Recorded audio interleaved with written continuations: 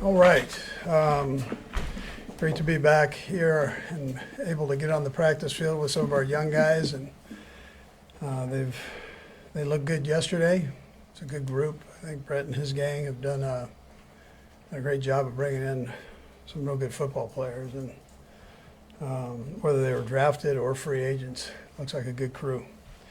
Just real quick, with B.J. Thompson, I think you saw where we waived him to NFI and designation there. So he is making progress, but just not quite there yet. But he's made great strides. And so in this day and age, the way football is, we had to do something there, and this is the route that we went. But it doesn't mean his career is over by any means.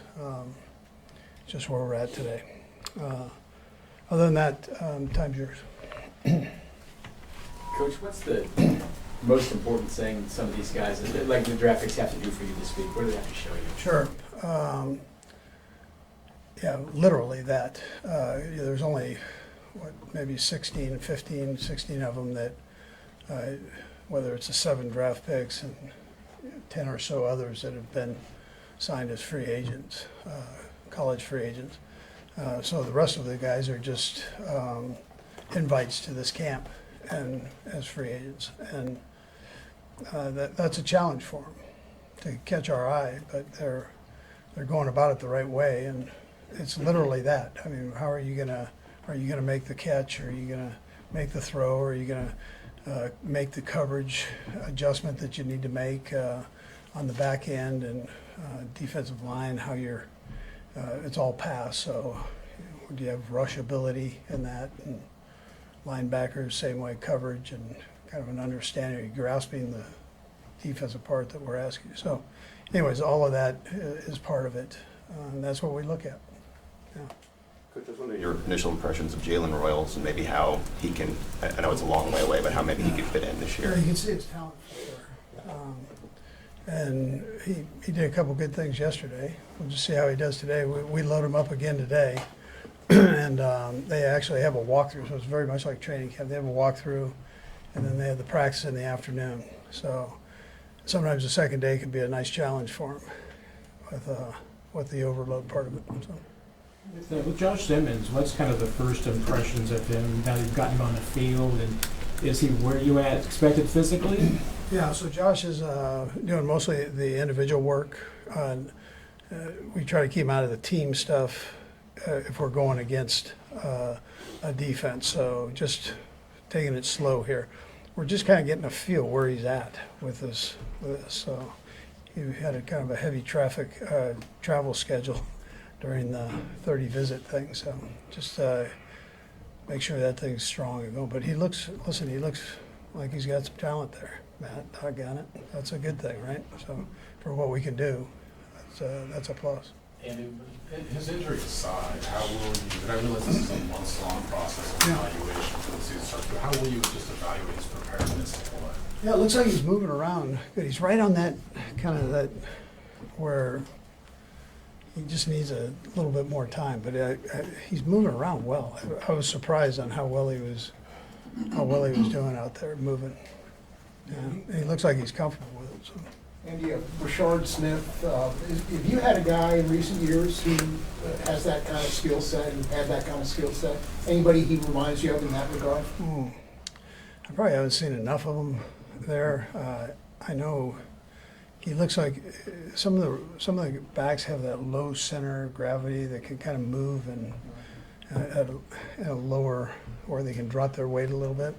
It looks like he has that. Now nobody's hit him either, so it's be a little different story there, but he looks like he has good hands too. Jarek McKinnon, you see any of that at all? A little different run style than Jarek. Yeah, a little different run style. Jarek was a little more upright. I'm not sure who I'd compare it to, but I know he looks like he has talent. He can catch the football. So. Andy, with it being a non-contact practice, when you got 3 drafted guys and better linemen, how do you try to assess them through these practices? Are you looking for their study habits or anything? What do you see out as a coach? Yeah, you get a little idea on pass rush for the 2 defensive guys, and again, we're keeping the other kid out of the Simmons out of the contact part of it, so, or out of the team stuff. But the defensive linemen look like they have high motors, and they've got good quickness. It looks like good lower body core strength, which is pretty important for getting banged around in there, you know. Coach, I've been asking the rookies how they chose their numbers and what they mean to them. You wore 64, is that right? I did. BYU? How did you end up with 64? What did it mean to you? Yeah, so that was one of the numbers that was available. Jerry Kramer wore it, so I snuck it. I had read instant replay, I think, by that time. All right, I was always a fan of his. So Did that's you why- retire? 64, or some kids still wearing them? No, they're still wearing it. All right, guys.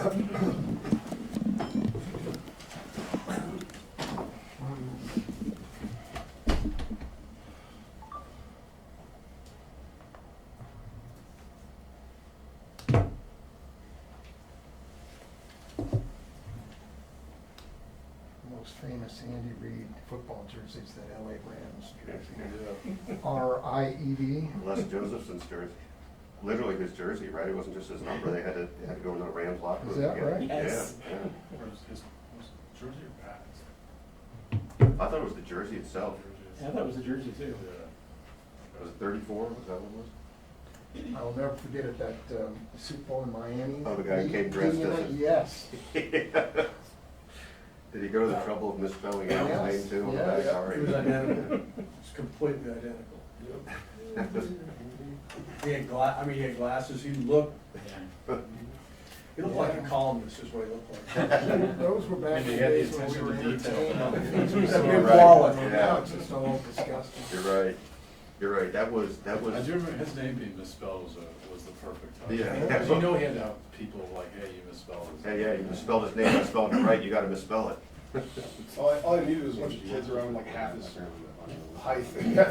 He gave me a great, I stuck a mic in and said, can I ask you, are you working, where are you, he was great, he was really good. Oh, Nice really? man. What was his background?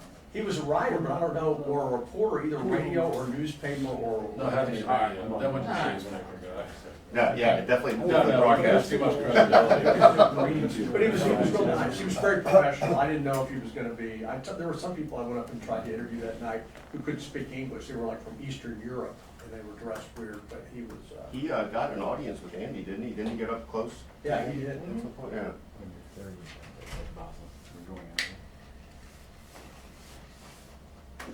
I think that's the best opening night that we've had so far. Oh, well, it's just descended into total madness now. I mean, that is no It fun was that madness, night. but it was. This past walk It around. was the same area. Say again, Sam? The New Orleans one happened to walk around the entire. Yeah, that was not good Yeah, setup. yeah. Off. Worst bad setup. By far the worst one. Terrible. And that one was at like That was in the baseball stadium. yeah, that was the best setup. Yeah, yeah, that's right. No, we just weren't sick of it at that point. Maybe, well, that could be part of it. It might look different. I mean, I looked around, like, the only thing that was like, Jameis Winston without asking questions, I was like, this is like the only real fun thing going on.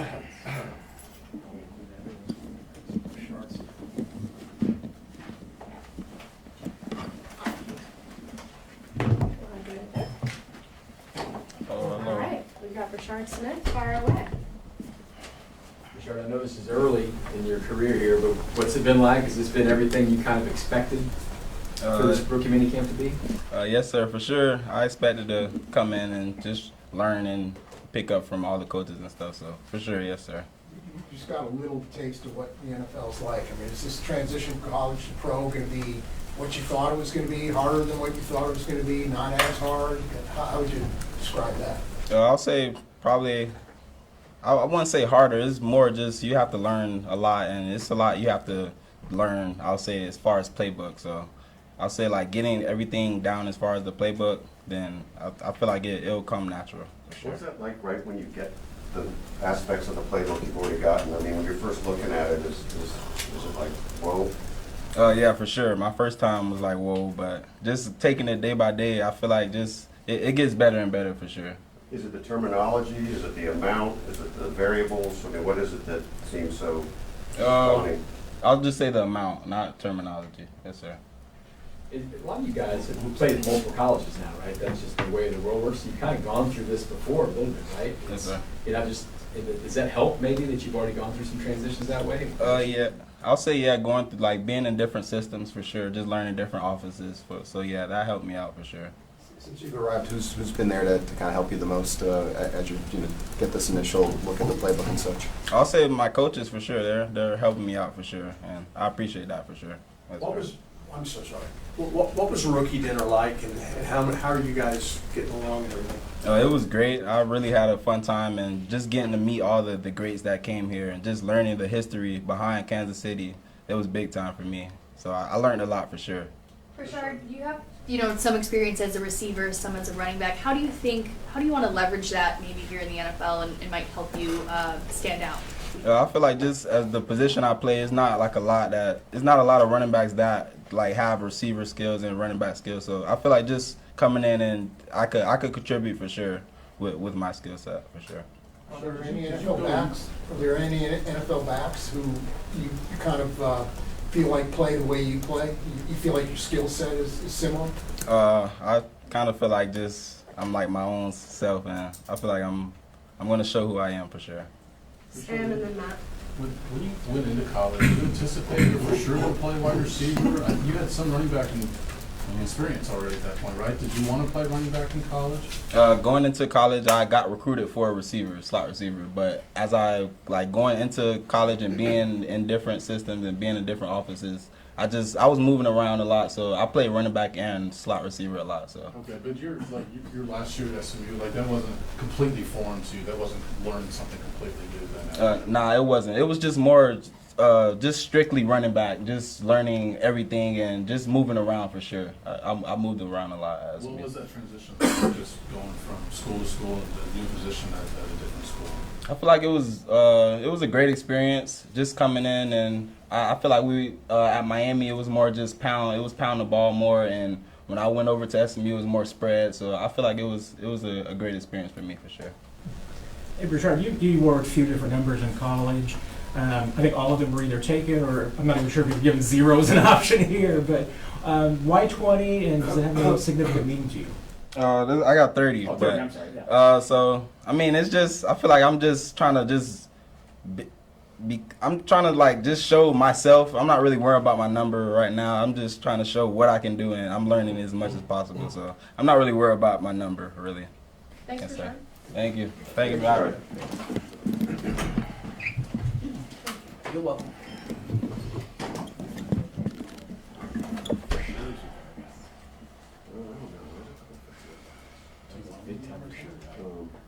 Yeah, I was thinking you should probably wear it. He said for sure so much that Sam even said for sure. I just thought about that. You gotta speak his language. I mean, Compare him to Pacheco. We can't wear anything. I know. Well, somebody out here knows, which means he's Yeah. not gonna make it. I wonder how the guy There's a wide receiver number 4. Yeah. No chance. Who's the number 15? You're out. You're out. You're out. Yes. I hope they might at least just say, yeah, Allison's there's not an option. He's the one who fought for the single digits, so Yeah, it does seem like a tough can't be the one saying no. uphill battle if you got that going on. Probably should be better than It was like we knew that Reese Daniels cut last year. It was like Juju got here at the 9 on. You changed it, you kidding? You're changing your number. Probably not. Know your Chiefs, what number did he go to? I don't remember that. I don't either. I do remember he changed it. Money Parks is at number 10. Terry Money Parks. The money.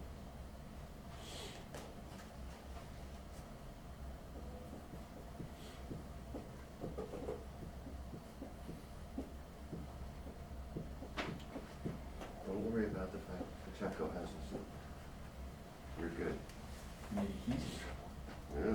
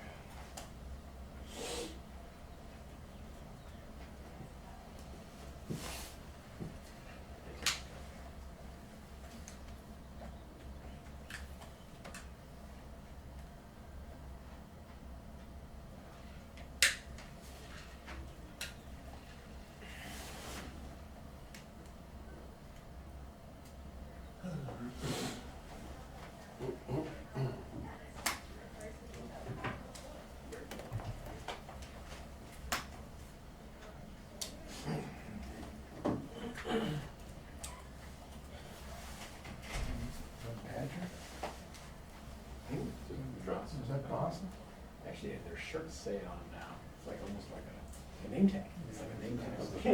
Well, I don't know. Kind of Put it on there. Hi, my name. Probably gonna get those rest into media shots with their name or name tags on it.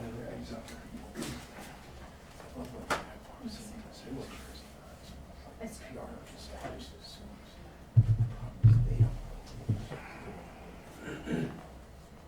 He's got this briefing.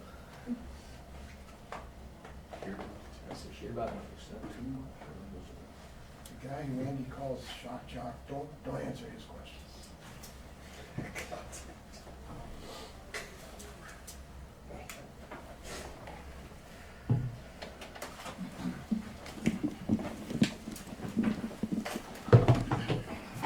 All right, we've got Jeff Bassa, fire away.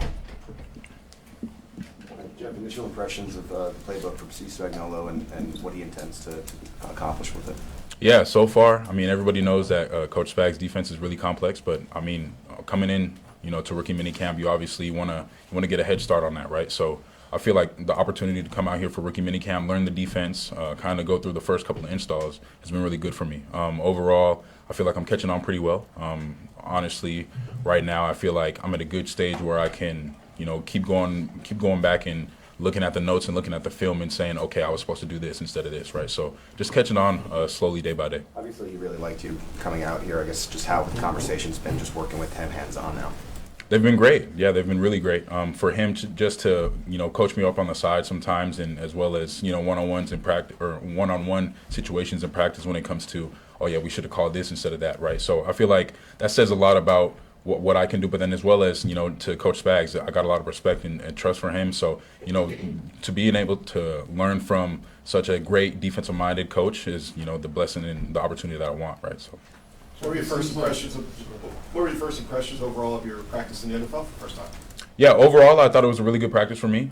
Some things to clean up for sure. Get the first day jitters out the way. But overall, I thought it was really good practice. Going out there, flying around, making some plays, communicating, making sure everybody was on the same page. So overall, I thought it was a great day.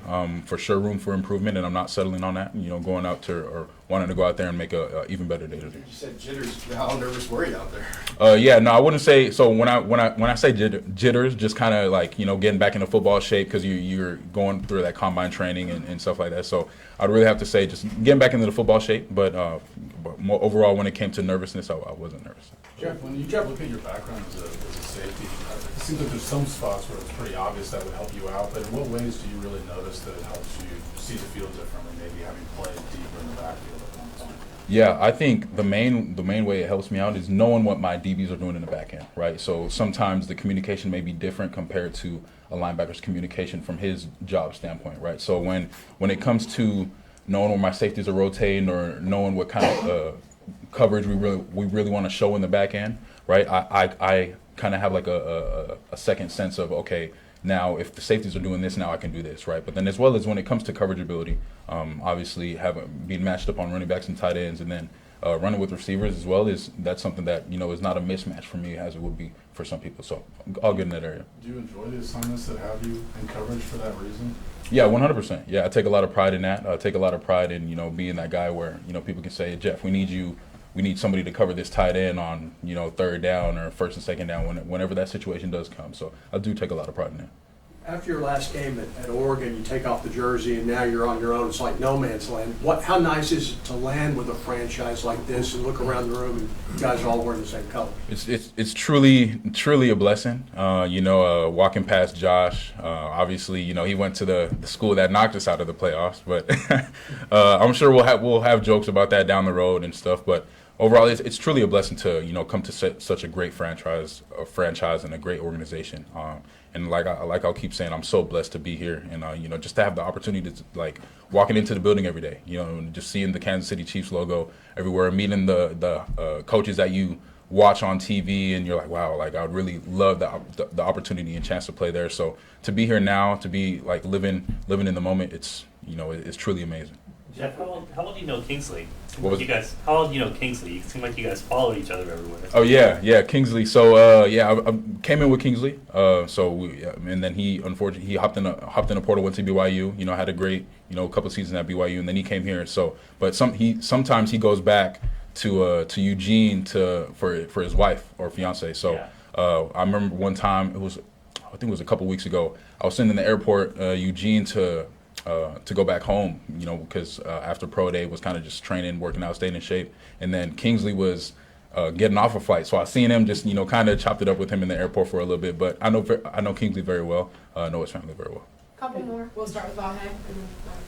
Jeff, obviously your physical skills brought you to the NFL, but I wonder how much of an advantage you think your sense of the field and your communication abilities, how much of part of your game do you think that is, how that drives your game?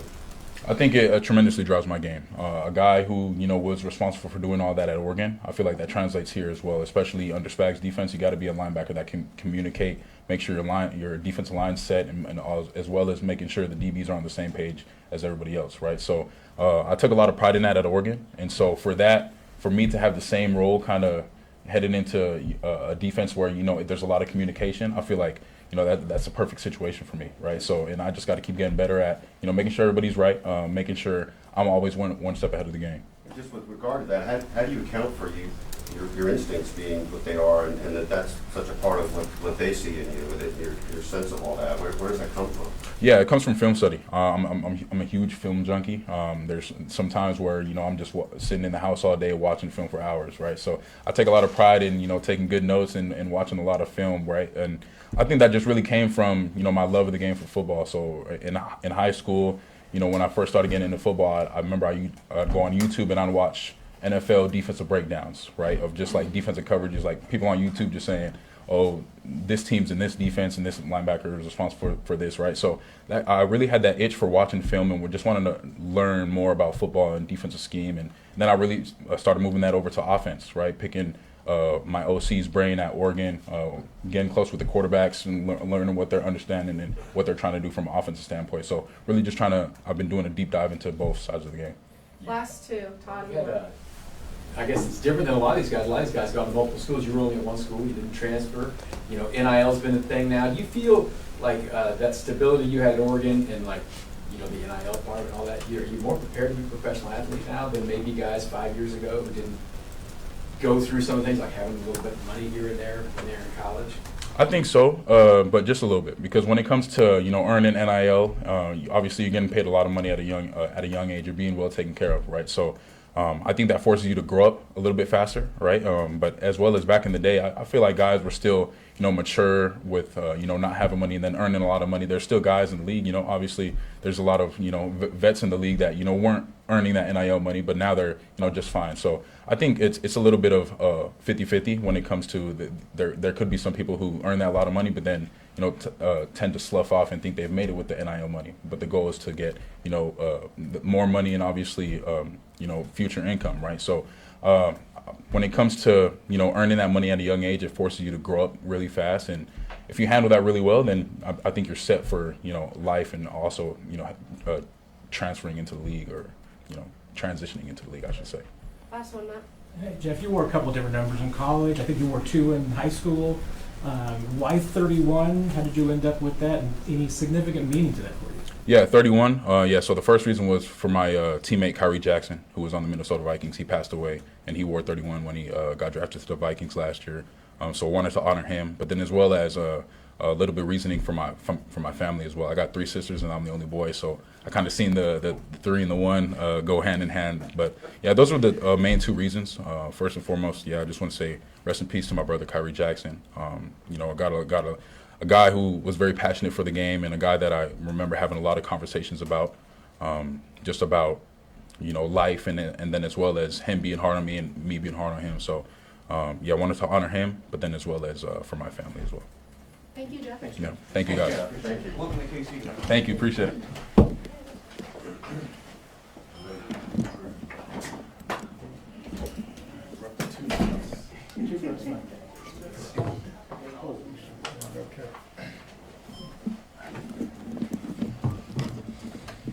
for Jake.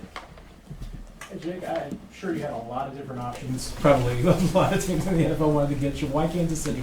I think, just talking to Coach Reid on the phone, I think, he laid out a great, plan for me, kind of just the situation, being able to come in here and learn from, a great tight end room, and just be able to, take full advantage of that opportunity. And I think, also this offense, I think it fits my skill set, and stuff I do really well. So I'm glad to be here and excited to go to work. Andy was part of the recruiting pitch before you made the decision. Did you expect, was that typical with some of the other places you're getting called that the head coach was calling too? No, that was pretty unique to hear, which kind of really stood out to me, just showing how much they valued me, how much they cared. So I think that's really what stuck out about here. So. Why did you say that you think this offense fits your skill set? Yeah, obviously, what Travis has been able to do. I think it's very appealing to somebody that plays tight end. And I think, just being able to come in here and learn from him, learn from the other guys that, really play at a high level, and just be able to, come in here and use my skill set and, see how I can make an impact. Jake, about how many teams were interested, even besides the Chiefs? I'd say about 4 teams. So what was draft Saturday especially like for you? Was it a long day, short day? When did those calls start coming? Did you have worries that they wouldn't come? Yeah, it was a crazy day. A day I definitely won't forget anytime soon. But I think I was just, surrounded by my support system, surrounded by my family, people that cared about me. It was a really long day. Just being able to, sit there through all, 4, 5, 6, 7 rounds of the draft, and just be able to, just always dream my whole life of, getting that call, and then, ultimately ending up making my decision, after the draft had concluded. But, just having my support system around me really made it, better. And also, I think I ended up in a great spot, so I'm excited. We've seen several prank things that happen around here. Did any of your friends or anybody prank you at any time, or was anything like that happen? No, I didn't get prank called. Good day then. You sort of alluded to it, but I guess how attractive is the chance to learn from Travis Kelce and making that call for yourself? Yeah, I think I played at Clemson, so I think, just being around a championship culture, being around a championship team, guys that compete at a high level, guys that love to win, I think that's really what attracted me the most, just being able to come in here and compete with guys who have done it at the highest level, and also been very successful, and, a team that competes for championships, I think is, something I want to be a part of. The Chiefs deploy a lot of 12 personnel packages. How much pride have you taken in your blocking, called upon to be the blocking tight end? Yeah, for sure. I think I'm a very willing blocker. I think I'm going to be able to, put my face in the fan, be able to, make an impact or make an impact on the game however I can. Whatever they need me to do, I'm willing to do, and, just be able to be an extra piece to the puzzle. We've talked about your skill set and about Travis a little bit. How do you, handle comparisons, and how does that add any pressure in terms of coming in here and trying to, show your skill set off for yourself? Yeah, no, I don't really want any comparisons. I kind of want to be my own player. He's had a Hall of Fame career, and that's, something I can look up to and learn from. But I want to be my own player, and be able to, create a name for myself, and also just be able to learn from somebody that's, done it at such a high level. I think is really, exciting for me, and, also something I'm really looking forward to. Couple more. Andy Reid talked about over the years and even today that, hey, day one's kind of get your feet wet. Day two is when he kind of loads things up. How do you see that? How do you feel like the first day went? And 2, how do you see the progression in today and what you're doing? Yeah, the first day, obviously, everybody's a little nervous. It's a lot to install, whole new offense, whole new system. So just being able to come in here and learn as much as I can. But going into day 2, have a good feel how the huddle works. We never huddled at Clemson. So just being able to get used to that, get used to the operation of the offense. But I think, day 2, going into day 2, I feel confident in, what we put in and go out there and execute. Just want to get it right. How do you pronounce your last name? Briningstool. Yes, sr. What does stand out about the huddle? I think it's just, different because everything at Clemson we did through signals, up-tempo, air raid offense with Coach Riley. So just being able to, kind of slow it down, listen to what the quarterback is saying, kind of be in that huddle, and then, as soon as you get the play call, it's time to go execute and do my job. So. Okay. Thanks, everybody. Yeah. Appreciate you guys.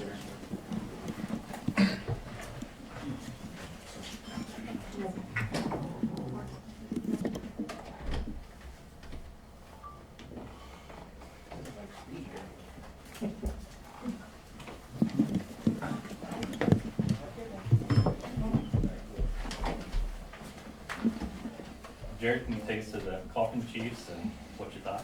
Yeah, I was with my family, just hanging out on Saturday night, obviously watching the draft, just hoping and praying that a call would come, and Chiefs called, and just invited me to rookie minicamp. I'm just happy and excited to be here. So. Kind of a surreal experience, walking around the facility, wearing a Chiefs helmet. How's that whole experience been like for you? Yeah, it's kind of come full circle. I mean, obviously, we played 4 games here during the season, so just seeing the stadium, seeing the facility, and just being able to go out and wear a Chiefs jersey and Chiefs helmet, it's kind of just a dream come true. You had a one-handed catch yesterday. Can you talk us through that? Just kind of came open down the sideline, and just quarterback put it in a good position, and I just made him right and got down the field. So A little celebration after that. Can you just take us through what's going through your mind when you're thinking that you did this on? Yeah, I was just kind of excited for myself. Just getting to be able to make a play. You know, like you said, I was on the sideline, so just seems like everyone's just kind of down and tired. So just kind of lifted up the offense a little bit and just got everybody going. So it was just cool to make a play. Drew, what was your optimism you were going to get a call? You know, I was hopeful.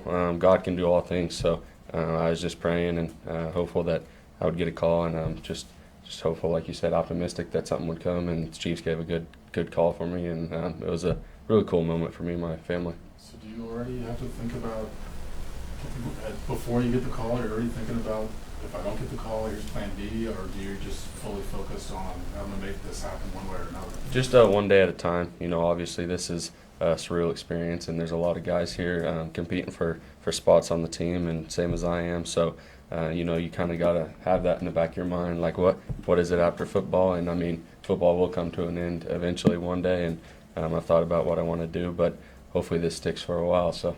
How attractive did the Chiefs become simply because Andy Reid has a history with the fullback and his affinity for keeping that involved in the offense? Yeah, we'll see as time goes on. I'm just trying to learn the whole offense. There's a lot in Andy's offense, as everyone knows and has seen from the past. So just being able to learn all the different positions and where they want me to play, and just trying to get a feel for everything. You've been an underdog, right? You know that. You know, not getting really recruited and find your way. What do you have inside you that accepts that underdog mentality to try to make this team? Because it is uphill, right, with all you guys? Yeah, I don't really care.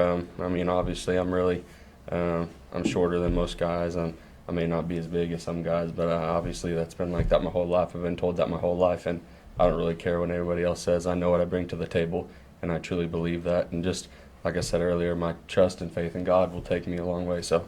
Can you give us an indication of how Plainville is supporting you through this whole thing? Yeah, there's a lot of people giving me shout outs and text and calls, and a lot of Chiefs fans back home. So they were really excited to hear that I was coming to rookie camp here. And so yeah, just doing it for my family and everyone back home too.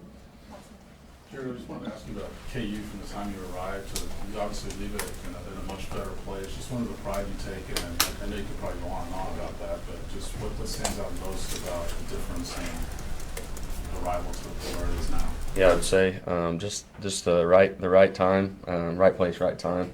Coach Leipold and the staff came in and turned it around for us, and a lot of us that came in that 2020 class, we had that vision that we were going to flip it around, and we all stayed and did that. So just working together every single day. Obviously, it's an uphill climb, like you said. Not only in football and life, things are going to get thrown at you, and you just got to make your way around them and just keep going every day. Thank you. Thank you, guys. Hey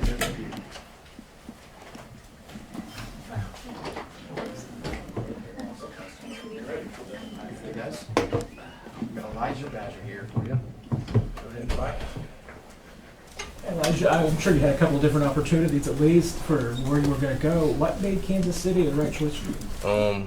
It was just the opportunity, how quick it came, and just me and my agent thought it was just the best option for me. What was the conversation like when you were on the phone with the Chiefs? They were just like, they thought I had already really got picked up already, but they're just like, come to this mini camp ready to play, and they're a track team, so just hit the ground running. Just get ready to hit the ground running. Elijhah, when you go undrafted, do you then change your mindset a little bit, saying you feel like maybe you have even more to prove? Yeah, for sure. I for sure had more to prove. I thought I for sure should have went drafted, but it's God's plan, however it works. Can you describe what it's just been like to be here and put on the Chiefs jersey and work with Andy Reid and get hands-on coaching and such? So it feels great. This is my dream, obviously, to make it to the NFL. So every day I'm going to work. It's just feel good to be back with a team, and just feels good. You had a couple of standout catches yesterday. Can you just talk us through, what went into it for you yesterday? I feel like it was just the work I put in. Just coming in every day, learning the playbook, getting the playbook down fast, and just do what I do day by day, just make it consistent. Like Jesse was saying, that most guys seem like they're pretty nervous on day one. You seem like you didn't have any jitters out there at all. Is that how it felt to you being on the field yesterday? Yeah, for sure. Like I said, just learning the playbook early, having that confidence just going out there. I feel like Florida, my college, really helped me gain that confidence and get ready in a fast, pace, and just be on go. Elijhah, yesterday you showed a unique ability to be able to track and catch the ball. Where did you develop that over time, and is there any sports that helped you do that? I feel like I always had that ability. Always just been athletic since growing up, so I feel like it's just that really since high school. All good. Thanks, guys. Thank you. Appreciate it.